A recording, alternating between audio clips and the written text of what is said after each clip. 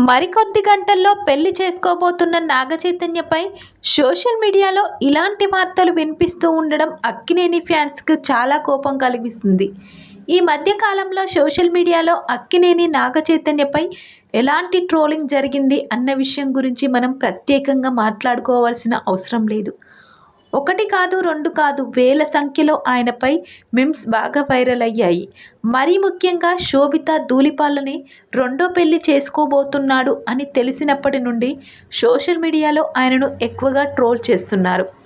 తాజాగా సోషల్ మీడియాలో మరొక వార్త హాట్ టాపిక్గా ట్రెండ్ అవుతుంది. నాగచైతన్యకి స్టార్ హీరోయిన్ తల్లి శాపనార్థాలు ఖచ్చితంగా తలుగుతాయి అంటూ మాట్లాడుకుంటున్నారు జనాలు. సమంత నాగచైతన్య బంధం గురించి ఎంత చెప్పుకున్నా తక్కువే. వీళ్ళు విడాకులు తీసుకొని ఫ్యాన్స్ కడుపు రగిలిపోయేలా చేశారు. తప్పు ఎవరిది అన్న విషయం పక్కన పెడితే ఇప్పుడు నాగచైతన్య రెండో పెళ్లి చేసుకోబోతున్నాడు అని తెలియడం ఇంకా సమంత ఫ్యాన్స్కు మండిపోయేలా చేస్తోంది. తాజాగా సమంత తండ్రి మరణించారు. అయినా సరే సోషల్ మీడియా వేదికగా ఒక్క పోస్ట్ కూడా పెట్టలేదు అక్కినేని ఫ్యామిలీ మెంబర్స్. కనీసం సమంతకు కాల్ చేసి ధైర్యం కూడా చెప్పలేదు. దీంతో అక్కినేని ఫ్యామిలీపై సమంత ఫ్యాన్స్ ఓ రేంజ్లో మండిపడుతున్నారు.